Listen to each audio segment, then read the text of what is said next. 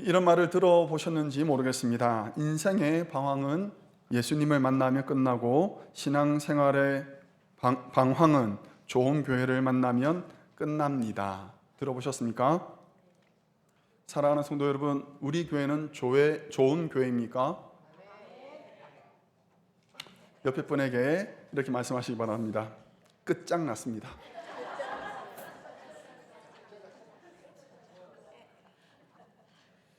우리 교회는 좋은 교회죠? 그래서 문제가 없겠죠? 사내의 교회는 갈등이 없었을까요? 우리 교회에 오셨던 분들이 많이 있었습니다. 교회에 방문하셨던 분들도 계시고 한번 둘러보시고 가신 분들도 많이 있습니다. 그렇다고 해서 그분들이 다 덴버 사내에게 참 좋은 교회야 하시고 정착하신 것은 아니었습니다. 그분들은 우리 교회보다 조금 더 좋은 교회를 찾아서 가셨습니다. 저는 우리 교회가 제일 좋은 교회인 줄 알았는데 모든 분들이 그렇게 생각하시는 것 같지는 않습니다. 혹시 좋은 교회 있다면 알려주시면 감사하겠습니다. 남의 교회가 더 좋아 보일 수가 있습니다. 그 교회는 목사님 말씀도 좋고 밥도 맛있고 건물도 번듯하고 좋아 보일 수 있습니다. 그런데 그 교회들도 각자의 문제를 다 가지고 있습니다. 성경에는 여러 교회가 나오죠. 갈라디아 교회가 있습니다. 갈라디아 교회. 그런데 그 교회는요, 율법주의자들이 들어와서 복음을 헷갈리게 만들었어요. 에베소 교회가 있죠. 에베소 교회에서는 이방인 성도들과 유대인 성도들 간에 보이지 않는 높은 담이 있었습니다. 그래서 그 담을 넘어갈 수가 없었지요. 빌립보 교회는요, 빌립보 교회는 유오디아 권사님과 순두계 권사님이 늘 부딪혔습니다. 부엌이 살얼음입니다. 고린도 교회는 어떻습니까? 고린도 교회는 종합병원이었죠. 교회가 아볼로파, 바울파, 베드로파, 그리스도파 해서 4분 5열이 되어서 하나가 되지 못했고요. 교회에서 머리를 가려야 되냐 말아야 되냐 이 문제를 가지고 서로 논쟁하고요. 우상에게 바쳤던 그 음식은 먹어도 되냐 안 되냐를 가지고 이들이 싸웠습니다. 이 정도 되면 교회 안 나가고 말지 싶은 생각이 들죠. 좋은 교회를 찾는 것은 여간 어려운 일이 아닙니다. 참 어려운 일입니다. 그리고 지금 좋은 교회가 항상 좋은 교회는 아니지요. 지금 좋은 교회가 조금씩 나빠질 수도 있고요. 예전에 좋았던 교회가 지금까지 좋았다라고 말할 수도 없고요. 지금은 안 좋았지만 조금씩 나아지고 있는 교회들이 있습니다. 좋은 교회는 만들어가는 것입니다. 사도 바울은 좋은 교회를 위해서 필요한 것 2가지를 우리에게 말하는데, 하나는 예수 그리스도의 복음입니다. 예수 그리스도의 복음은 절대로 흔들리지 말아야 합니다. 이 복음은 선명해야 됩니다. 예수 그리스도께서 우리를 사랑하셔서 자기의 생명을 십자가에 달아두신 그 귀한 복음, 그리고 그냥 십자가에 머물러 계시지 않으시고 우리를 위해서 살아나셔서 지금도 우리를 위해 중보하신다라는 이 복음은 결코 흔들려서는 안 됩니다. 이것을 담당하는 것이 지도자지요. 교회 지도자들은 이 복음에 대한 그 복음의 선명성을 위해서 더욱 노력하고 가르치기를 애써야 합니다. 한 가지 제가 여러분들에게 한번 실험을 해보겠습니다. 북쪽을 한번 찾아보시는 거예요. 여러분들이 북쪽을 찾아보시는 거예요. 자, 참고로 말씀을 드리면 지금 이쪽에 그 로키 마운틴이 있습니다. 그렇죠? 이쪽이 뭐가 돼요? 서쪽이 됩니다. 자, 이 정도 가르쳐 드렸으면 어느 정도는 대충 찍어도 나오겠죠?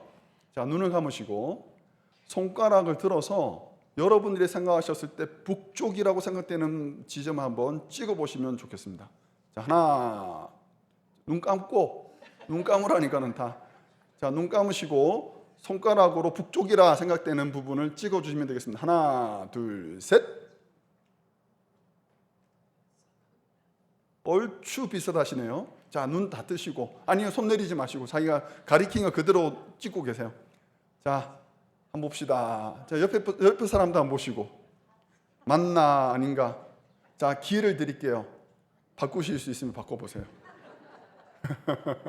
자, 손 내리시고, 예, 손 내리시고, 예. 자, 앞에서 두 분이 저쪽이에요 하고 아주 확고하게 말씀하시는데, 말씀을 드리면 지금 여러분들이 바라보고 계시는 이쪽은 지금 320도 정도 됩니다. 북이 320도 되니까 여기에서 동쪽이죠. 동쪽으로 한 40도를 더 가야 돼요. 그러면 이렇게 되겠죠.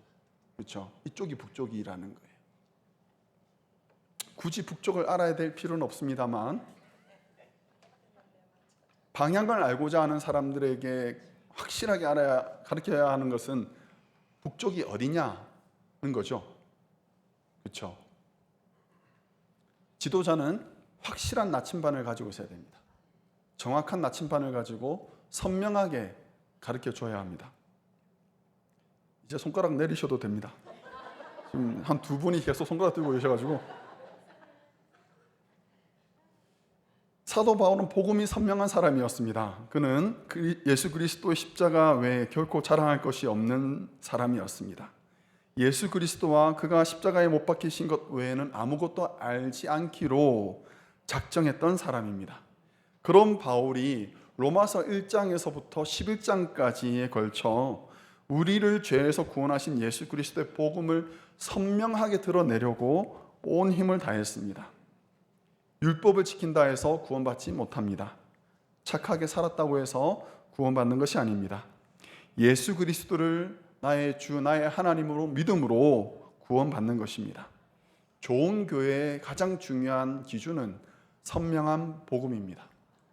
이렇게 복음이 선명하고 결코 흔들리지 않는다면 교회에는 관용이 생깁니다.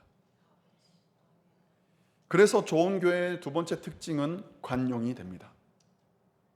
오늘 본문이 바로 이 내용을 다루고 있습니다. 1절 말씀 우리 같이 한번 읽어보겠습니다. 1절입니다. 믿음이 연약한 자를 너희가 받되 그의 의견을 비판하지 말라. 아멘. 주목할 것은 여기에서 믿음이 없는 사람이라고 말하지 않습니다. 믿음이 없는 사람이라고 하지 않고 뭐라고요? 믿음이 연약한 사람이라고 말하죠.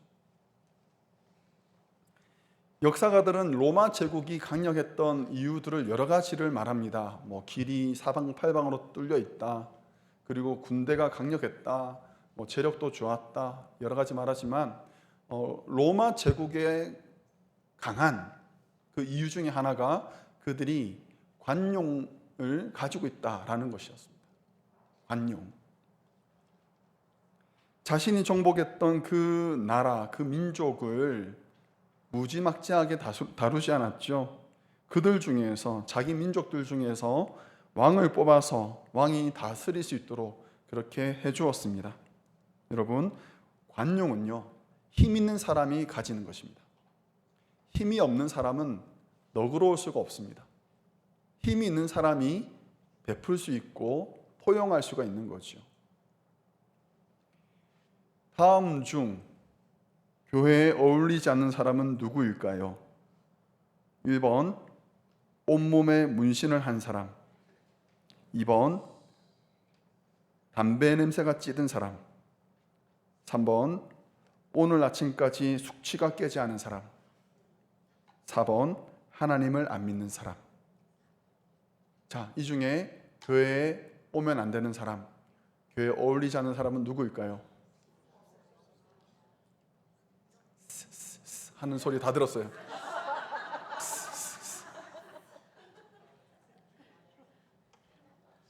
교회에 어울리지 않는 사람은 없습니다.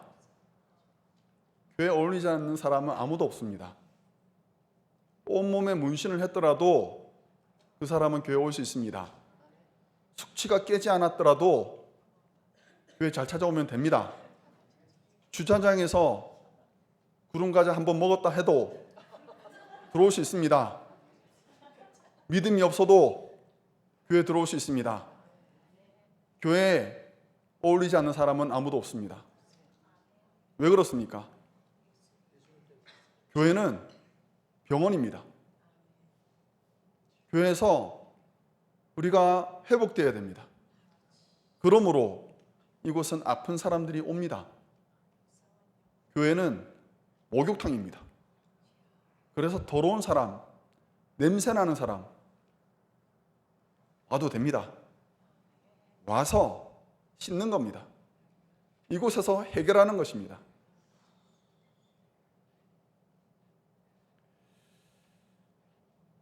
예수님께서 가시는 곳마다 그 주변에는 죄인들이 바글바글했습니다. 몸을 파는 창녀들이 있었습니다. 백성의 고혈을 빠는 세리들이 있었습니다. 천대받는 고아와 과부들이 있었고요. 불결하다라고 생각되는 병자들이 있었고요. 심지어는 귀신 들린 자도 있었습니다. 예수님은 그런 사람들과 함께 고쳐주고 말씀을 가르치실 뿐만 아니라 그들과 함께 먹고 마시면서 식탁의 교제를 나눴습니다. 아무나 하고 여러분 밥 먹습니까? 그런데 예수님은 모든 사람들과 함께 밥 먹었습니다. 예수님의 식탁에 들어오지 못하는 사람은 아무도 없었습니다. 그런데 소위 거룩하다라고 말하는 바리새인들이 보았을 때 탐탁치 않은 거예요. 그래서 예수님은 비난했습니다. 저가 죄인의 친구구나, 죄인들과 함께 밥을 먹는구나 하면서 예수님을 하찮게 생각했습니다. 그에 예수님께서 대답하십니다. 내가 의인을 부르러 온 것이 아니요 죄인을 부르러 왔노라. 건강한 자에게는 의인이 쓸데없고 병든 자에게라야 쓸데있느니라. 그날로부터 예수님은 죄인들의 친구라는 별명을 받으셨습니다. 예수님 그 별명 싫어하지 않으셨습니다. 기꺼이 감당하셨습니다. 로마 교회 안에 중요한 이슈가 한 가지 있었습니다. 우상에게 드려졌던 음식을 먹어도 되냐는 것이었습니다. 저는 어렸을 때 다니던 교회에서 이런 교육을 받았습니다. 주일학교에서 받은 교육입니다. 집안에 제사가 있으면 얼른 도망가라. 아니면 배가 아프다고 말해라. 이렇게 가르쳤던 이유는 제사상에 드려졌던 음식은 귀신에게 드려진 것이기 때문에 그 음식을 먹는 것은 귀신과 함께하는 것이다 라고 가르쳤던 거예요. 그래서 저는 새우 젓갈에 썰은 마늘 올린 눌린 고기를 그렇게 맛있는 것을 나중에 알았습니다. 쫄깃쫄깃하고 맛있잖아요. 여러분 어떻게 생각하십니까? 제사상에 올라간 음식 먹어도 됩니까? 안 됩니까? 밥만 먹으면 됩니까? 유대인들은 그것을 용납할 수가 없었습니다. 우리가 잘 알고 있는 것처럼 다니엘과 세 친구들이 그렇게 애쓰며 노력했던 것이 무엇입니까? 제사상에 올라갔던 음식을 안 먹으려고 그렇게 발부둥 친 것 아닙니까? 자기의 거룩함을 지키려고 그렇게 애쓴 것 아니었습니까? 유대인들의 전통은 그렇습니다. 그래서 그 음식을 먹으면 안 된다는 것이었어요. 그런데 이방인 성도들은 달랐습니다. 이 맛있는 거 왜 안 먹냐는 거예요. 왜 이것을 먹지 않느냐는 거죠. 그러니 서로를 어떻게 보냐? 한편에서는 저 고상하고 꽉 막힌 것들이라고 생각했고 한편에서는 율법도 모르는 야만인이라고 보았던 것입니다. 이에 대한 사도 바울의 판단이 2절, 3절에 나옵니다. 함께 한번 읽어보겠습니다. 어떤 사람은 모든 것을 먹을 만한 믿음이 있고 믿음이 연약한 자는 채소만 먹느니라. 먹는 자는 먹지 않는 자를 업신여기지 말고 먹지 않는 자는 먹는 자를 비판하지 말라. 이는 하나님이 그를 받으셨음이라. 아멘. 먹어도 됩니까? 안 됩니까? 여전히 어렵습니까? 먹어도 됩니다. 먹어도 됩니다. 기도로 모든 것이 거룩해집니다. 그것이 문제가 되지 않습니다. 그런데 우리가 이것을 먹어야 되느냐 말아야 되느냐에서 가장 중요한, 우리가 관심을 가지고 염두에 둬야 될 것이 뭐냐? 나와 함께 있는 사람이에요. 이 형제를 시험에 들지 않게 하기 위한 것이 관심 있는 것이지, 내가 이것을 먹을 것이냐 말 것이냐가 중요한 것이 아니라는 거예요. 그래서 뭐라 말하느냐? 이는 하나님이 그를 받으셨습니다. 무슨 말입니까? 하나님께서 그 한 영혼을 건지기 위해서 자기의 아들 예수를 지불하신 거예요. 그 한 사람, 내 옆에 있는 그 한 사람이 얼마나 존귀하고 소중한 존재입니까? 예수님의 피로 사신 귀한 영혼입니다. 그런데 내가 뭔데요? 내가 뭔데 예수님께서 사신 영혼을 시험에 들게 하고 넘어뜨립니까? 나와 의견이 다른 사람 비판하지 말라는 것입니다. 어떤 분은 통성기도하는 사람이 너무 불편합니다. 자기 기도는 자기하고 하나님만 알면 되죠, 그렇죠? 굳이 그거를 다른 사람 들으라고 얘기할 필요는 없잖아요. 내가 왜 그분의 가정의 형편을 다 알아야 되며 지금 힘들어하는 것을 내가 왜 다 들어야만 됩니까? 그래서 통성기도가 불편한 거예요. 그런 분이 있습니다. 또 반면에 어떤 사람은 이렇게 생각합니다. 묵상기도가 성에 안 차는 거예요. 성에 안 찹니다, 묵상기도가. 묵상기도하다가 졸았던 적이 많아요. 기도하다가 내가 기도하는 것인지 자는 것인지 헷갈릴 때가 있는 거죠. 여러분, 묵상기도 해야 됩니까? 통성기도 해야 됩니까? 다시 한번 말씀드리지만 이래도 되고 저래도 된다고요. 우리의 관심은 어디에 있어야 됩니까? 예수님께서 피로 값주고 사신 그 영혼, 그 영혼에게 우리가 관심을 둬야 되는 거지요. 이 자리에 계신 성도님들은 출신 교회와 교파가 다양합니다. 장로교회 출신이 있고요, 감리교회 출신이 있고 순복음교회 출신이 있습니다. 심지어는 천주교도 있습니다. 여러분, 하나님께서 장로교 출신이신가요? 하나님이 순복음 출신입니까? 우리가 옆에 있는 형제 자매, 나와 다르다는 것 때문에 비판하고 판단하는 것에 대해서 정말 경각심을 가져야 합니다. 어느 기독교 잡지에서 목사님들 대상으로 설문조사를 했습니다. 질문은 이것입니다. 교회에서 제일 불편하고 무서운 사람이 누구입니까? 라고 물었습니다. 1등은 40일 금식 기도한 사람이었고, 2등은 철야 기도하시는 분이었고, 3위는 신학 공부하신 장로님이었습니다. 여러분, 금식 기도하고 철야 기도하고 신학 공부하는 것 나쁜 겁니까? 권장해야 될 일 아닙니까? 근데 왜 목사님들은 이렇게 금식 기도하시고 철야 기도하시고 신학을 공부하신 장로님들을 이렇게 두려워하시는 걸까요?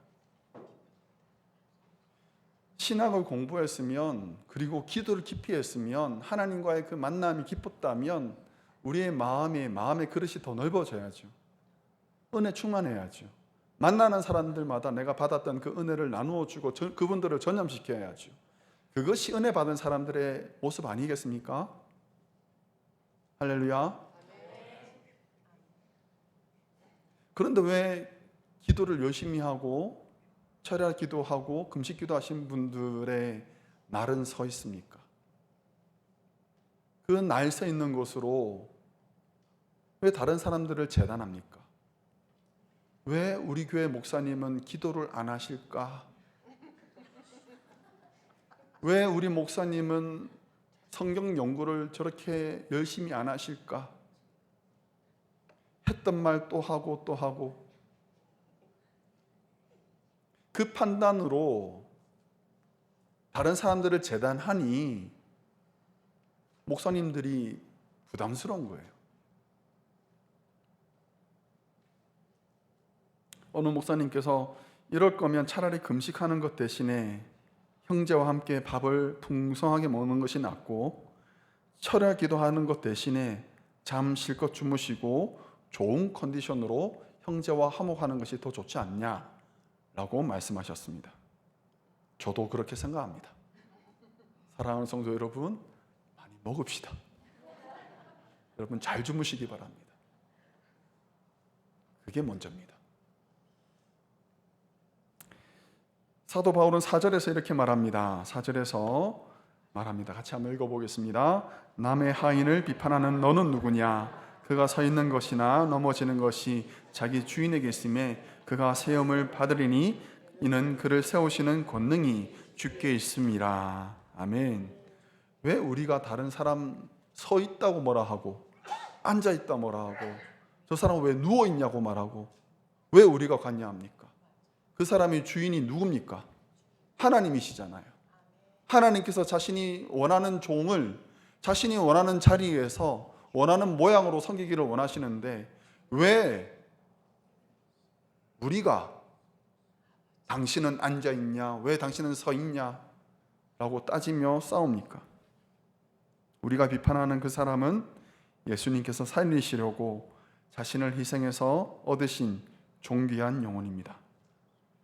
그래서 비판하려 할 때 우리가 스스로에게 자문해야 됩니다. 따라합시다. 네가 뭔데? 이거 남들한테 하는 게 아니에요. 자기한테 하는 말입니다.